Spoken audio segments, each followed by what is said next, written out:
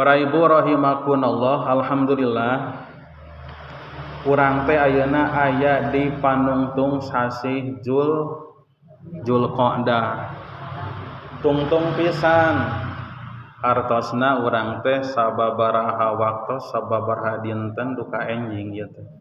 Lebet kana sasi Zulhijjah atanapi rayagung teh.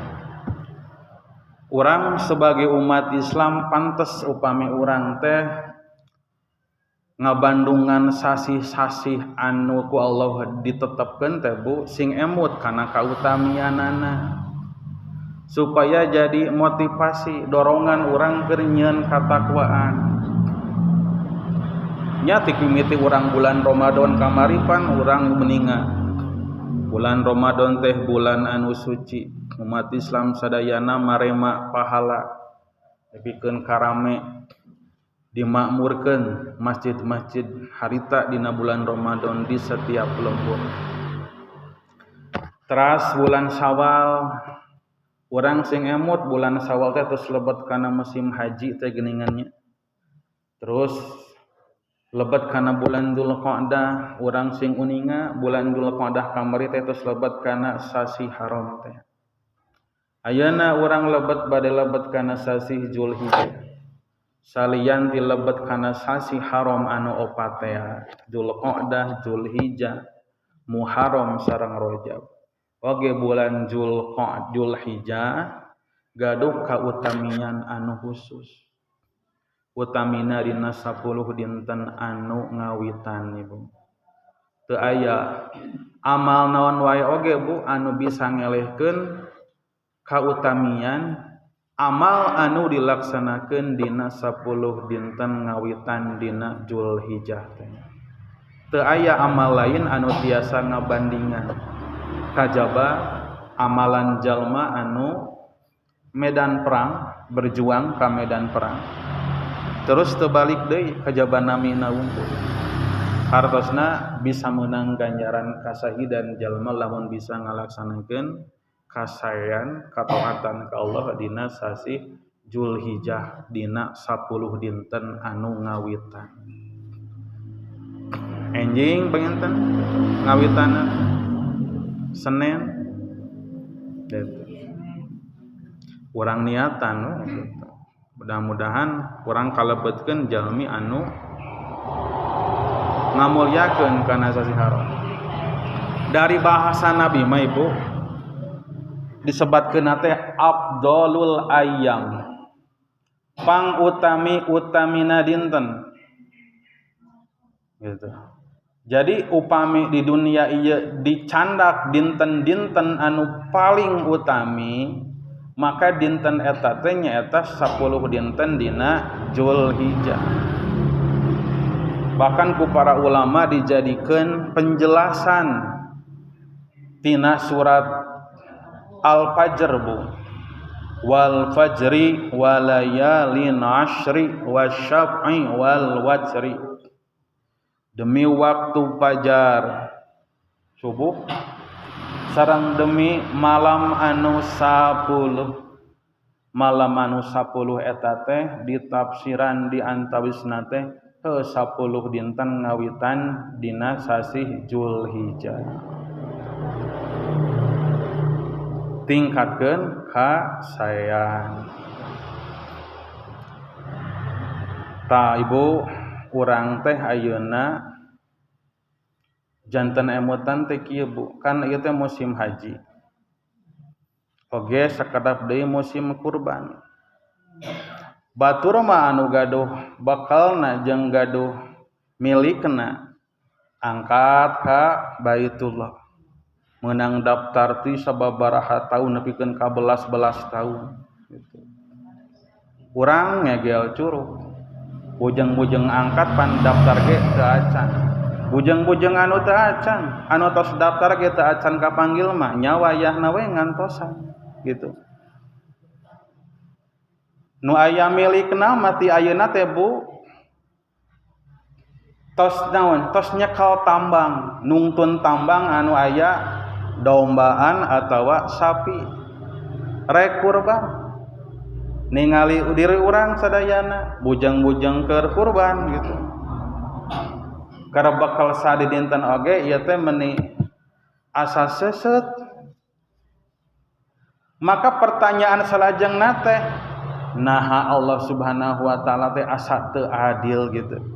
Ieu mah pandangan jalmi anu awam, Bu. Batur mah meuni gampil ngalakonan ibadah teh. Kitu bisa, kieu bisa. Nari urang boro-boro ka Baitullah, boro-boro kurban. Para ibu sing ageng mana rubah dieu. Saestuna amal-amalan anu matak ngagedekeun teh lain amalanana teuing gitu. Tapi adalah keikhlasan jeung niatna. Oge salian ti ibadah-ibadah anu jelas, ibadah haji, ibadah kurban. Si horeng lamun urang tiasa ngaguar mah Bu seueur cara lain anu amalanna teh padilahna teu eleh ku ibadah haji jeung teu eleh ku ibadah kurban. Nah,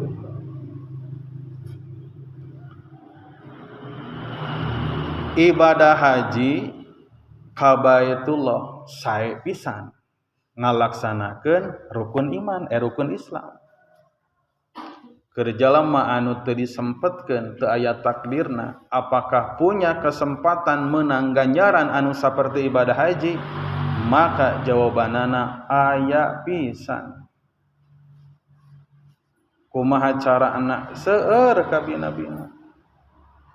Dina hadis Kangjeng Rasul diuningakeun man ghada ilal masjid la yuridu ila ayyata alama aw yu'allimal khair kana lahu ka ajri hajjatin tamatin.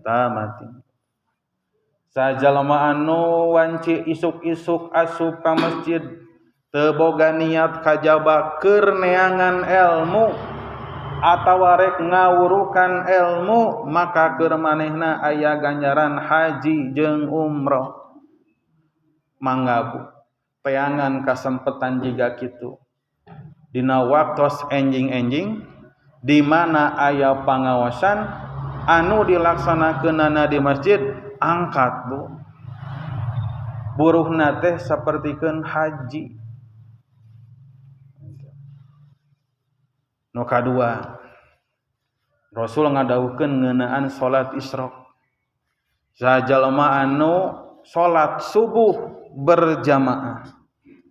Teras sabada salat subuh teh calik manehna teh. Dzikir ka Allah. Nepikeun ka bijil panon poe.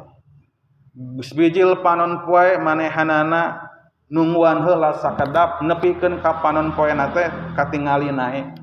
Lepas tina tempat bijilna terus salat 2 rakaat disebutna salat Isra, maka keur manehanana aya ganjaran haji jeung umroh anu sampurna. Matak minimal saumur hirup mah sing kantos kitu.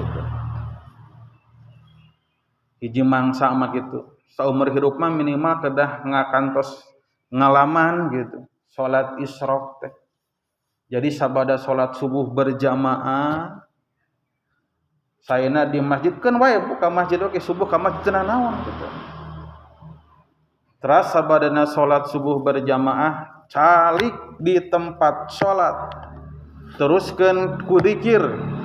Tungguan panon poe terbit nepikeun ka katingali naik panon poe teh.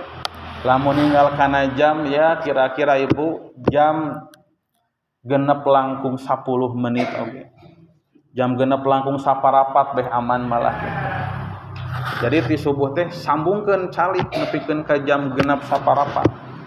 Salat 2 rakaat salat Isra. Maka ganjaranna teh saperti ibadah haji jeung umroh anu sampurna. Malahan geus kitu sok tambahan ku salat duha. Tuh. Ieu teh hadis Kangjeng Rasul, Bu. Sanes cariosan ustad cariosan kiai. Gitu. Jadi atuh lamun urang teu bisa ngalaksanakeun anu aslina amal ibadah, maka sok atuh amal-amalan anu ku Nabi dijelaskeun ganjaranna sapertikeun haji, atuh urang sing aya pangabitan laksanakeun hiji mangsa. Kumaha upami kurban? Ari kurban aya teu sapertikeun kitu. Aya Bu. Aya. Aya jiga kumaha? Muhun aya ganjaran-ganjaran dina amal-amalan anu memang urang dohirna teu ngalaksanakeun kurban, tapi Nabi nyebatkeun ganjaranana teu eleh ti ganjaran kurban. Bahkan sami sapertikeun kurban. Urang cobi guar punya. Kahiji aya hiji hadis. Tapi ieu mah mungkin ka bapak-bapak turjuna teh. Senajan ibu-ibu ge tetep da sae uninga berkaitan sareng salat Jumat. Keun bae sanaos ibu-ibu ge dangke aya nu kangge umumna. Si horeng ibu rahasiana dina dinten Jumat bapak-bapak ka masjid iraha waktosna masadna teh pas suhud-suhudna teh eta teh nangtoskeun kana ganjaran. Aya anu angkat ka masjidna teh diburuhan sapertikeun kurban ku onta. Aya anu angkat ka masjid rek Jumatanna teh diburuhan ku Allah sapertikeun kurban ku sapi. Aya anu ku Allah diburuhan angkat ka masjidna teh sapertikeun kurban ku hayam. Aya anu angkat ka masjidna teh diburuhan ganjaran saperti kurban ku endog cenah gitu. Lumayan. Tah aya anu kaporotan gitu. Lamun khatib geus naik karek datang eta mah teu kabagian. Malaikat anu nyatatna teh tos ngiluan ieu calik ngiluan ngupingkeun kana khutbah. Ke ibu dugikeun ka bapak-bapak supados paheula-heula angkat ka masjid Jumatan. An Abi Hurairah radhiyallahu anti Abu Hurairah radhiyallahu an. Kangjeng Rasulullah kangtos sasauran sapertoskeun kieu. Mani getasala yaumal Jumat guslal jinabah summa roha paka'an nama qarraba badanatan. Wa man roha fi saati saniyati paka'an nama qarraba baqaratan. Wa man roha fi saati salisati paka'an nama qarraba kabasan aqran ila akhirih da panjang ibu. Ngan kieu hartosna teh. Ari saha jalma anu adus dina poe Jumaah sapertikeun adusna junub, hartosna mandi besar tata carana teh lain mandi asal baseuh, tapi mandi anu diniatan. Disebutna adus pasunahan Jumat dina poe Jumat.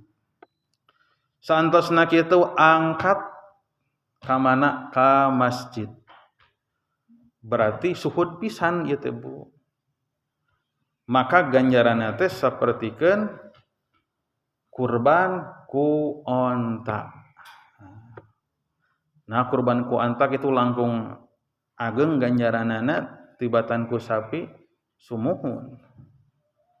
Sabab naon? Pangorbananana nu dikaluarkeun hartana kan langkung seueur. Cobi sabar abu pangaos onta. Gitu. Sanajan aya urang ratusan juta saumpamana bade moal masar onta ibu. Mau apanya? Udah di mana ontana sok kudu ka mana balanjana. Gitu. Jadinya di pasar hewan naroskeun da moal aya bu onta. Nu jelas mah seekor onta normalna pangaosna mencapai ratusan juta. Tah terus aya deui anu rada siang. Angkat ke masjid nate ganjaran nate sapertikeun kurban ku sapi ieu ge sae pan sabaraha pangaosna atunya gitu. Rada siang deui maka eta teh saperti kurbana ku domba. Leuwih rada siang deui maka saperti ku hayam. Langkung siang deui ganjaranana sapertikeun kurban ku an-naug. Tah ieu nu panghandapna Bu. Gitu.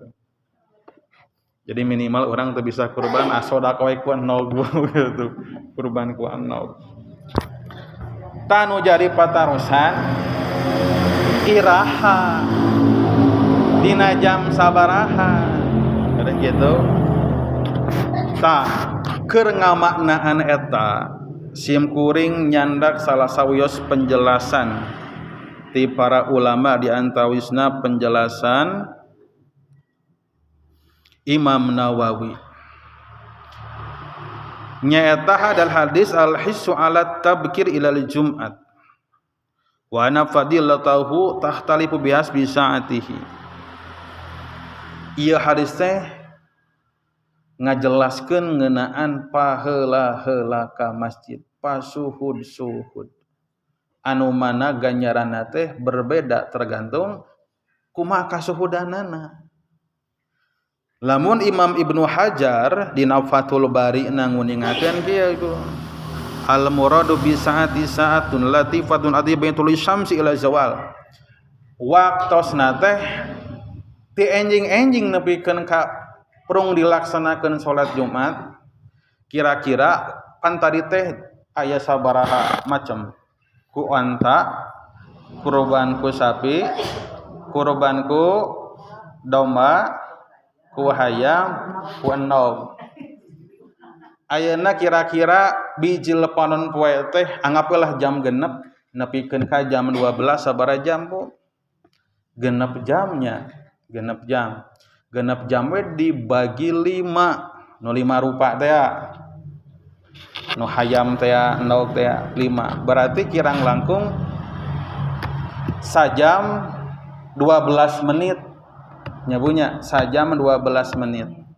Tah setiap jalma anu ka masjidna berarti lamun sajam 12 menit berhenti jam genep berarti angkat ka dituna tah jamna maju ka satengah antara jam genep nepikeun ka jam 7 lebih 12 menit tah eta teh berarti jalma anu geus siap-siap angkat ka masjid eta teh kurban sapertikeun onta gitu. Lamun ayeuna ti jam 8, ti jam 7, jam 8 berarti sapertikeun kurban ku sapi. Gitu. Jeung sateras-terasna anu pangakhirna teh kurban ku endog.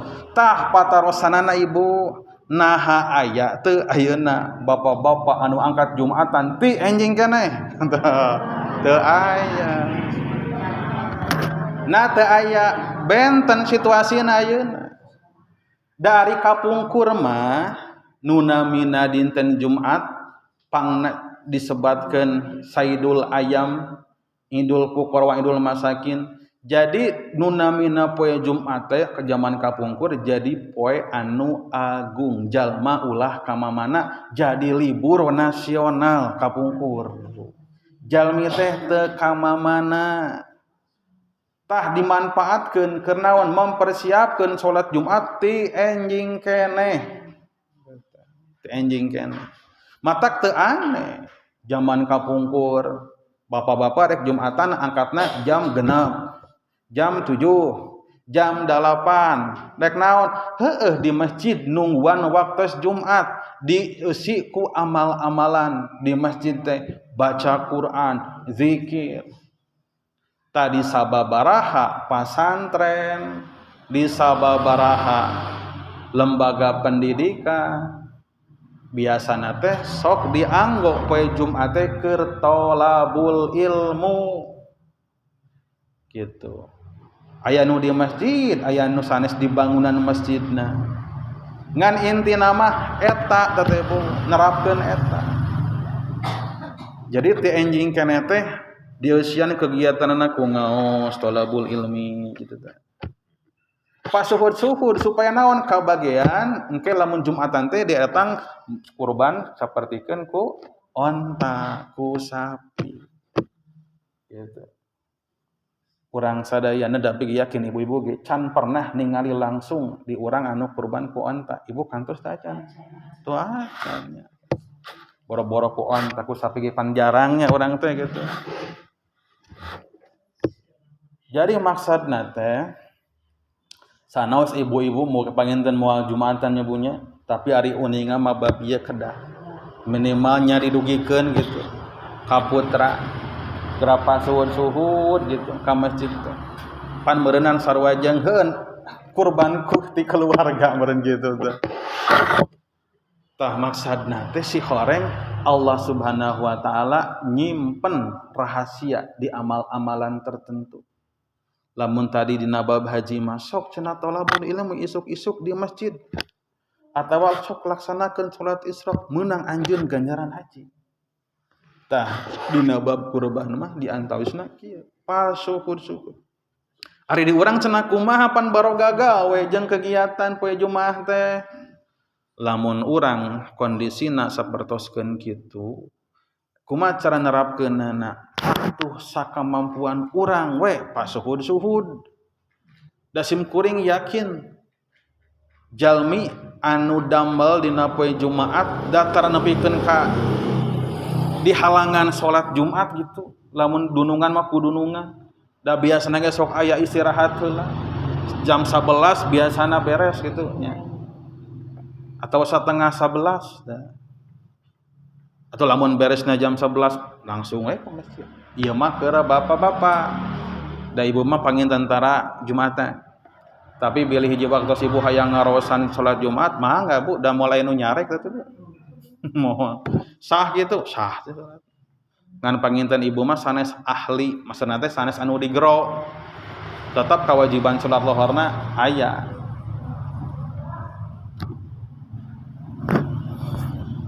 Eta ibu. Atuh lamun tadi salat Jumat kitu tah kudu pa isuk-isuk cenah eta keur bapak-bapak ari keur nu awewe keur ibu-ibu tiasa naon? Keur ibu-ibu diantawisna anu umum sadayana rek ibu-ibu rek bapak-bapak. Naon? Seueurkeun dikir engke dina Yaumul Arafah. Dinten Arafah kaping 10 salapan Zulhijjah.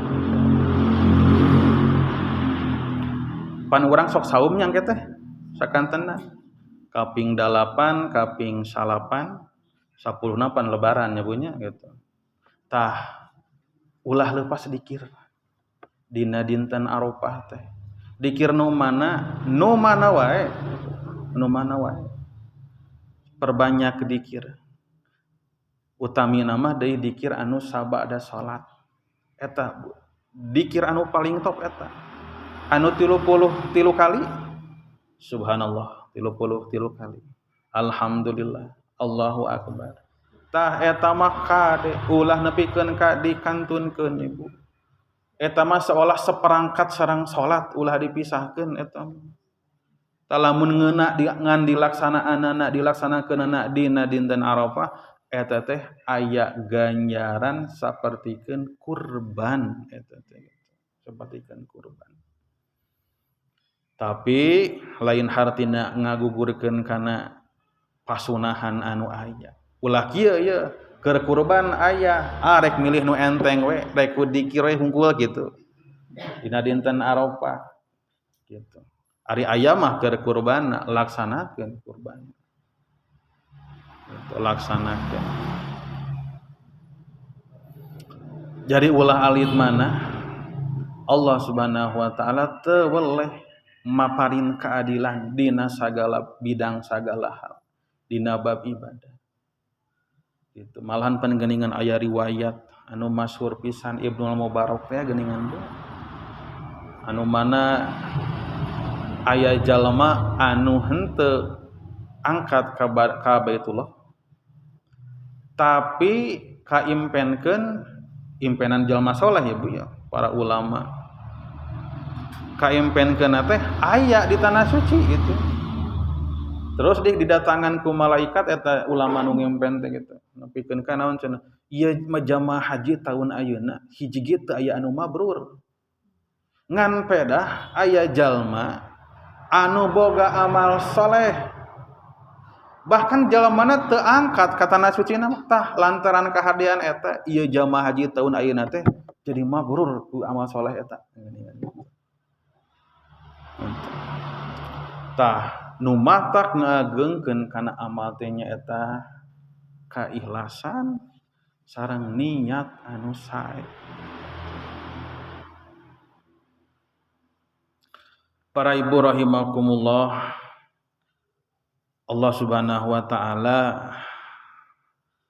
maparin kesempatan anu sangat luas. Teu bisa ku cara kieu ku cara kitu. Ayeuna bulan Zulhijjah lamun batur geus katingali geus siap-siap ancang-ancang geus ngarencanakeun ngaramekeun atau napi ngamakmurkeun bulan Zulhijjah ku amal-amalan ibadah. Lain hartina urang teu meunang kesempatan keur panen amal saleh. Sami ya urang ge bisa laksanakeun bae di antawisna pasunan-pasunan anu tadi teh ya. Mulyakeun ieu sasi Zulhijjah nu bade ku urang kasorang dinten enjing. Ya ngawitan lebetan kalayan amal soleh dina 10 eta. Naon wae Bu? Kasayan naon wae. Lamun urang boga niat rek silaturahim ka mana nepungan dulur nu rada anggang gitu. Sok mun tiasa mah kondisikeun dinya. Eta teh silaturahim. Nepikeun ka mun urang aya rencana rek botram, anu urang diniatan botram teh rek silaturahim jeung sodaqah. Pilih dinten-dinten eta. Gitu. Lamun urang rek mayar hutang teh ngalaksanakeun kewajiban gitu. Pilih dinten eta. Urang rek ngariung syukuran naon gitu, pilih dina dinten-dinten eta. Naon wae kasayana mah teh. Rek nganturan ka sakola budak ke pasantren naon wae, pilih dinten eta. Niatan we nyieun amal soleh, nyieun kasayan dina 10 dinten anu ngawitan dina sasi Zulhijjah. Supaya kenging ganjaran anu ganjaranna teh teu eleh ku ganjaran syahid di medan perang. Tah urang teh kudu emut kana waktu-waktu utama kieu teh. Itu supaya aya percepatan gitu amal soleh urang teh. Itu ngudag gitu. Karena urang teh nu biasa-biasa atuh dina waktu-waktu biasa teu pati sumanget gitu nya. Tepati laras tah sakalian waktos di mana Allah teh ngobrol kana ganjaranana urang di dinya kedah soson manfaatkeun waktos anu utama eta. Puasa panginten nya saum teh panang ke bade lebaran da di mana-mana ge rek lebaran mah puasa heula gitu. Nya lebaran Idul Adha puasa heula supaya leuwih waas gitu ya mah. Ai teu puasa heula ujul lebaran asa kumaha. Nya gitu. Asa kurang spesial gitu Bu. Gitu. Nya minimal sadinten mun keping salapan dinten ieu na Arafah. Pan meureun waas buka ieu engke teh. Terus tos magrib sambung ku takbir da waas teh. Kecuali anu teu sehat, anu teu damang. Ari nu damang mah urang niat teh syukur kana nikmat sehat mejeuna beureung urang teh nya gitu dan teu tiap sasih gitu mejeuna urang teh maksakeun gitu. Tah eta di antausna ibu ngeunaan sasih Zulhijjah jeung amal-amalan.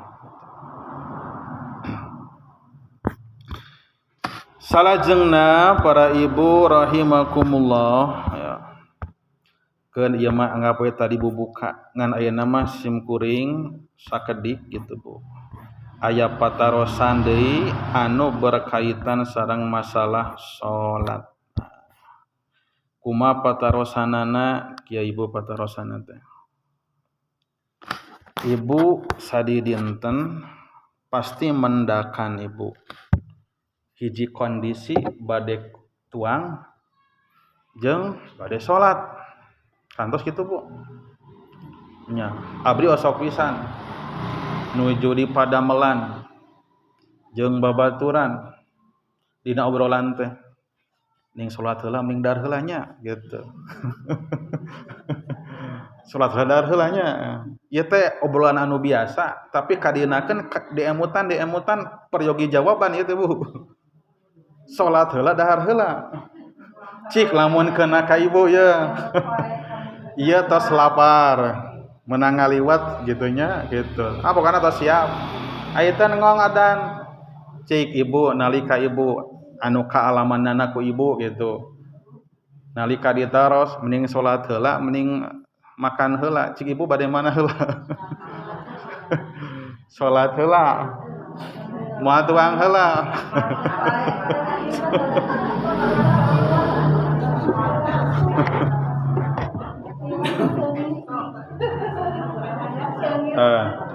Mungkin aya nu milih salat heula gitu. Salat heula eta kewajiban. Mungkin aya nu milih mending dahar heula gitu. Daripada engke keur salat inget dahar cenah gitu.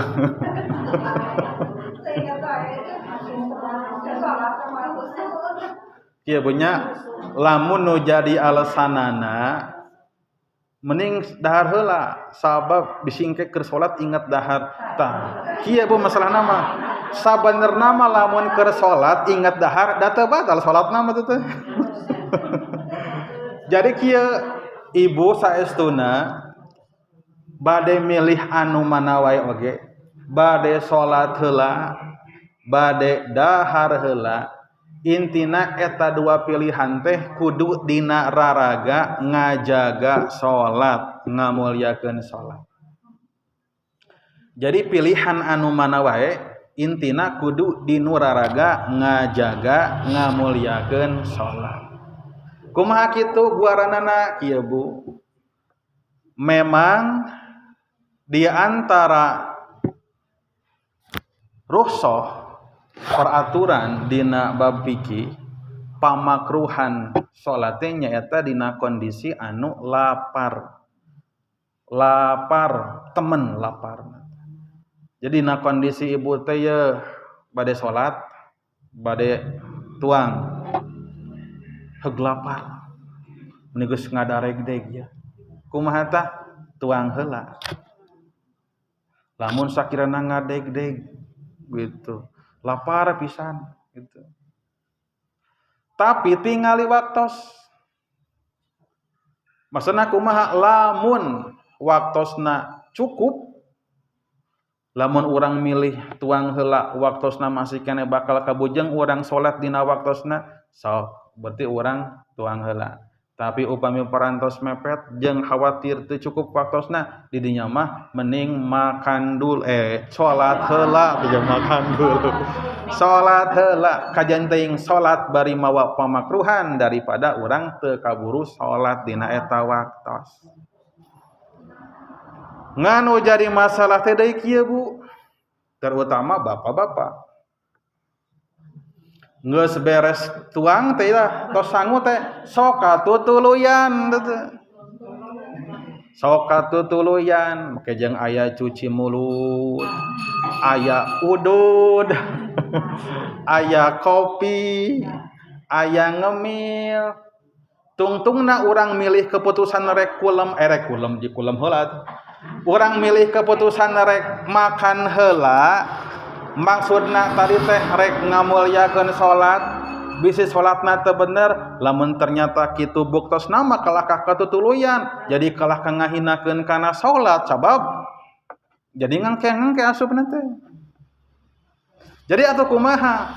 Lamun urang kondisina urang laparna anu bener lapar leuleus, urang milih kulem heula. Tuang heula. Tuang heula gitu. Maka sok laksanakeun tuang heula dina kadar keur ngaleungitkeun laparna. Siap teu lamun geus beres tuang sacukupna langsung salat gitu. Tanu jadi masalah teh geus tuang teh sok katutuluyan gitu. Komo tuang teh bari nonton TV. tuang nate bari ngome HP, tuang nate bari jeung sajabana. Tah lamun kitu mah berarti pilihan tuang heula lamun tadi kitu bektosna mah kirang tepat. Berarti mending salat heula. Gitu. Tah eta teh matak tadi aya nu disebut naon alasan geuning. Mending dahar heula. Kumaha lamun ke salat ingat dahar gitu tah. Tabu sekedar ingat dahar, boro-boro ingat dahar, Bu. Keur salat ingat naon oge gitu. Da teu ngabatalkeun kana salat, sekedar ingat mah gitu. Apa orang biasanya punya keur salat ingat sagala rupa kan. Urang keur salat gitu. Ingat naon? Ingat can ngalas suluh, ingat can ngarit, ingat sagala rupa. Nepikeun ka ingat di mana nunda jarum kita keur salat gitu. Dateng ngabatalkeun kana salat. Gitu. Mata tinggal dina masalah buka bulan puasa, buka puasa.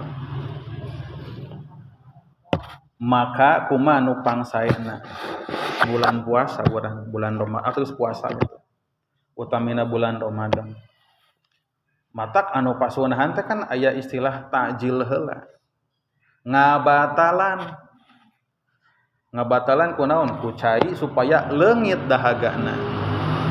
Ku korma sasiki dua siki mah supaya naon? Supaya leungit laparna. Itu yang ngadeg-degna leungit. Atawa ku kolak ku es campur. Sagelas dua gelas mah gitu tenang. supaya leungit dahagana. Supaya henteu ngadeg-deg. Geus kitu kumaha? Tetap disunahkan kudu enak gitu salat heula tos beres salat nembe sok tah beleuweuk nu aya tah gitu berarti nu namina salat teh penting pisan kedah ku urang diutamikeun waktosna gitu kedah diutamikeun waktosna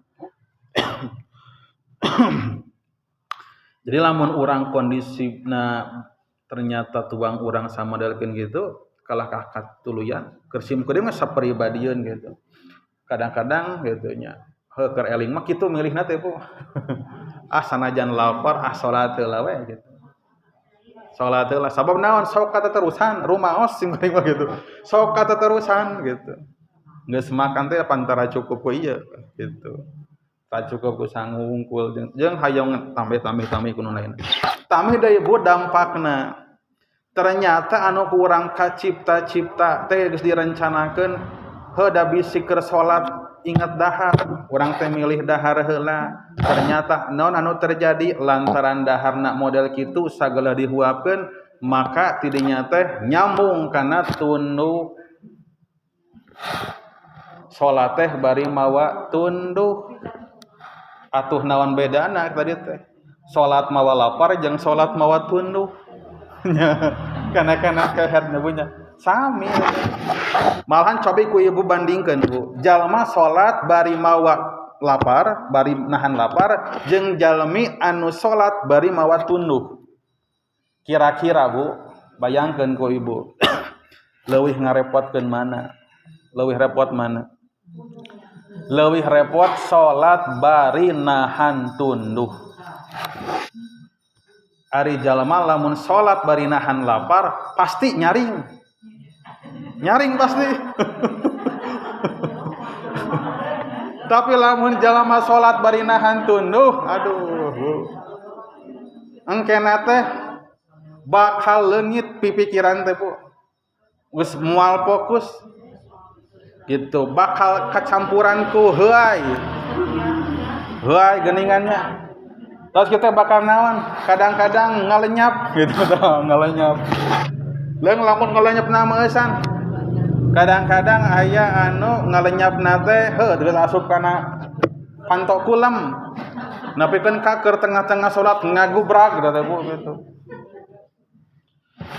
pan pernah kejadian gitu teh pernah segitu jalmi teh da teu kacaritakeun gering gitu sehat-sehat we gitu ngan tiba-tiba ke sekolah Jumat eta nepikeun ka ngagolepak gitu ai geus diteang teh si horeng teh kalah ka kateterusan teu hudang deui gitu. Jadi juga anu gering. Dipayang keluar gitu. Si horeng eta teh ibu ngagulipakna teh eta teh lantaran nundutan tunduk. Rek hudang deui naon? Era. Era. Rek hudang deui era akhirna api-api gering.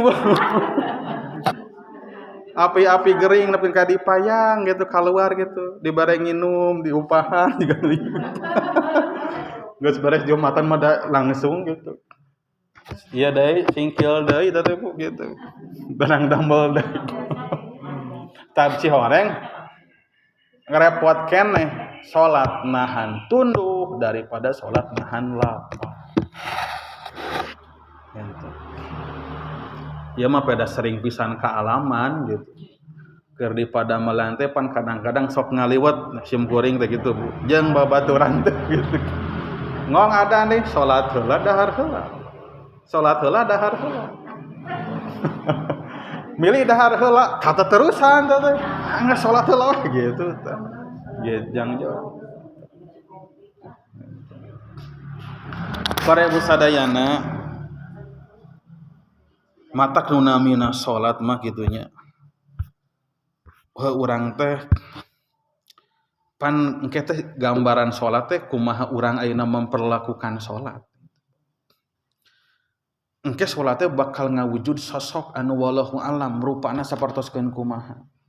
Ngan eta gambaran salat bakal mere tulung ka urang mere sapaat urang teh kumaha ayeuna urang bisa teu ngajaga salat. Urang cobi awaskeun dawuhan Kangjeng Rasul Ibu. Kangjeng Rasul kantos ngadauh kieu Bu, riwayat ti Anas bin Malik.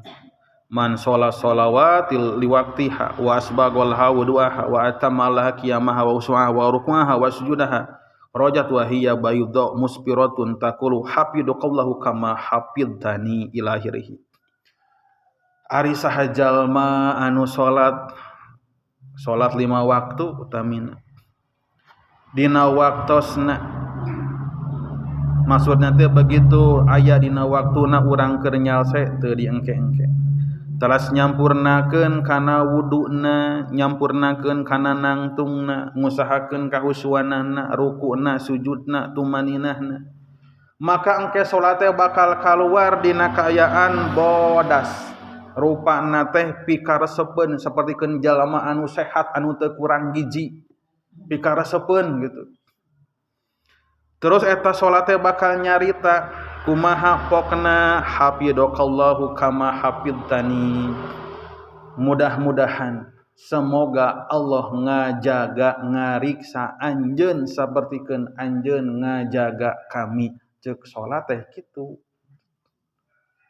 Lamun urang ayeuna pinter ngajaga salat, lebih ti sakedar ngalaksanakeun tapi nepikeun ka ngajaga salat, maka engke salat bakal ngajaga urang.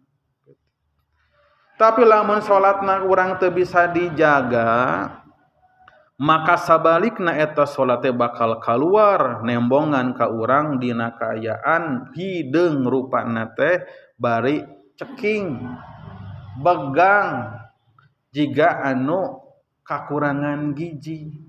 Terus nyarita sabalikna tinu tadi, kumaha nyaritana? Semoga Allah nyia-nyiakeun anjeun, ngalalawarakeun anjeun sapertikeun anjeun ngalalawarakeun ka kami. Gitu salat. Jadi atuh ternyata selama ieu urang salat teh engke salat bakal nembongan ka urang teh sapertikeun sikap urang. Amal-amalan bum balihan salianti salat diriwayatkeun bakal datang nepungan urang. Salianti salat engke puasa bakal datang. Bakal ngahalangan ka malaikat anu keur ngaadab hiji jalma dina riwayatna kitu. Aya jalma anu ku malaikat jabaniyah geus rek ditakol ti belah hareup kana beungeutna kitu. Maka datang puasana teh. Terus ngeureunkeun malaikat, eureun heula malaikat, kami teh puasana eta jalma. kami rek nyakseni kana kasayan eta jalma dina puasana. Eureun heula malaikat anjeun teu berhak ngadagor ieu hamba ti belah hadeupna sabab kuring puasana rek nyakseni. Tuh mulutna, bahamna, cangkemna baheula teh garing nahan puasa, nahan lapar lantaran puasa. Eureunkeun hai malaikat gitu. Maca Quran sami ku Nabi langsung didawuhkeunana. Iqra'ul Qur'an fa innahu ya'ti yaumal qiyamati syafian li ashabihi. Pek anjeun kudu ngalobakeun kana maca Al-Qur'an sabab Al-Qur'an bakal datang ka anjeun bari jadi syafaat. Jadi syafaat. Matak tugas urang ayeuna sadayana Ibu, jaga salat urang. Allah Subhanahu wa taala masihan gambaran Bu. Ari salat anu hade nu kumaha nu dijaga mun tiasa salat anu bari khusyuk. Perhatoskeun dawuhan Allah dina surat Al-Mu'minun teh. Geningan jalma anu bagja anu nomor kahiji teh nyaeta jalma anu salatna khusyuk. Dina awal surat Al-Mu'minun ayat 1 nepikeun ka 10 Allah teh nyaritakeun gambaran jalma-jalma anu pangbagjana. Si horeng anu pangheulana disebut nu pangbagjana teh jalma anu salatna khusyuk. Dina ayatna teh kieu pan qad aflahal mu'minun alladzina hum fi sholatihim khashi'un walladzina hum lizakati fa'ilun walladzina hum li furujihim hafidun. Bener nyata geus bagja jalma-jalma mukmin. Nu kumaha jalma-jalma anu khusyuk dina salatna. Tah disebatkeun ka hiji Bu. Jadi anu nomor kahiji pangbagja-bagjana jalma mukmin teh nyaeta jalma anu bisa khusyuk dina salatna. Ngelehkeun bagjana jalma anu bisa mayar zakat. Ngelehkeun bagjana jalma mukmin anu bisa ngajaga kemaluanana, ngajaga dirina. Anu pangheulana disebatkeun nu bagja teh si horeng jalma anu bisa salat bari mawa khusyuk. Pertarosan salajengna kumaha atuh sangkan urang bisa salat khusyuk. Salah sawios Ibu. Kunci kahusuan kedah janten ku urang jadi perhatosan nyaeta sing bisa ngajaga kana pamakruhan dina salat. Dina salat teh aya nu disebut makruhah salat. Pamakruhan salat. Aya anu di jero salatna, aya anu di luar salatna. Tah, naon sababna pamakruhan salat lamun dijaga matak ngadeukeutkeun kana kahusuan. Sabab nu namina kamakruhan lamun dijaga ieu teh bisa ngajadikeun salat urang salat anu hade. Beda jeung sakadar ngajaga kana paharaman dina salat atawa mubtilatus salat nu matak ngabatalkeun kana salat. Contona kieu Bu. Anu matak ngabatal atanapi paharaman dina salat matak ngaruksak kana salat ngabatalkeun kana salat nyarita dina salat atawa naon deui tuang ngagayem dina salat atawa bergerakan anu berlebihan 3 kali berturut-turut. Lamun eta dijaga semet bisa ngajadikeun salat urangna sah. Tapi lamun pamakruhan anu kurang dijaga, maka salat urang lebih tina salat anu sah, tapi bisa jadi salat anu hade. Contona anu di luar salat heula Bu pamakruhanana naon? Salat dina posisi dina kondisi gandeng suara berisik di mana-mana eta teh sah salat urang teh ngan pedah makruh. Berarti lamun urang bisa ngondisikeun salat di tempat anu tiiseun gitu, salat di tempat anu teu ganeng, berarti urang teh geus bisa nerapkeun ngajauhan kana pamakruhan salat. Jeung dampakna ibu bakal ngajadikeun urang tumaninah dina salat. Lamun geus bisa tumaninah dina salat, maka kahusyuan teh deukeut.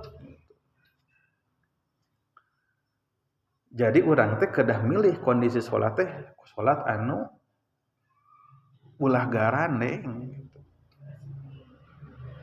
Mun tiasa kajabi lamun urang bisa ka mana sapertikeun di dieu di masjid kitu nya. Urang salat di dieu aya nu nyapan di jalan ieu nya tempat ngalalewat kendaraan. Urang bade kumaha deui gitu. Gitu.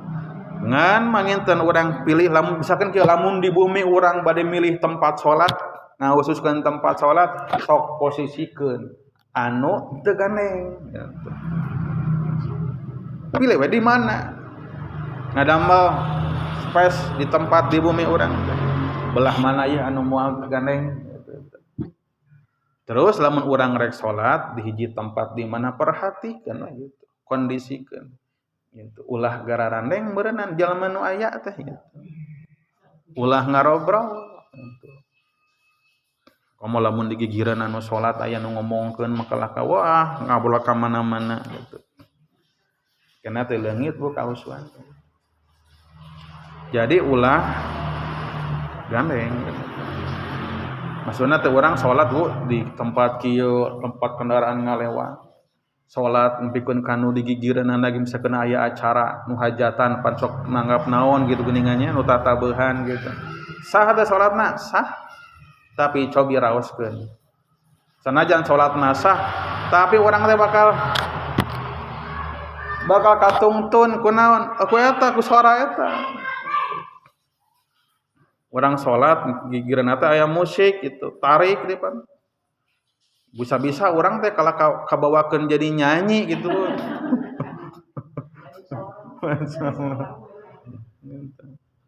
Tungtungna teh geus salat teh kalau ka ngileugudagi deug di sirah teh gitu. Ngileugudagi deug. Ya tuh, make backsound gitu.